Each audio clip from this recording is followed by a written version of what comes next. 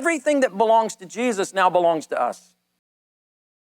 We ought to be walking around knowing that we are heirs, because if you had been called into that lawyer's office with all the family around, and this amazing estate was being divided up, and you now know when you walked in, you had a mortgage of $500,000 and you had car debt and you had bills to pay, but you walked out of there a billionaire.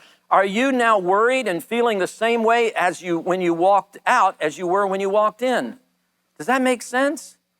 What's happening here is that we have failed to recognize who we are in Christ and the inheritance that we have in Christ. And the inheritance is the same inheritance that he gave to Abraham. But it's not just that. He says in this passage that everything that belongs to Jesus now belongs to us. This is what you get to walk out of here this morning, remembering that everything that belongs to Jesus belongs to us. Well, what belongs to Jesus? Everything. We don't see it yet.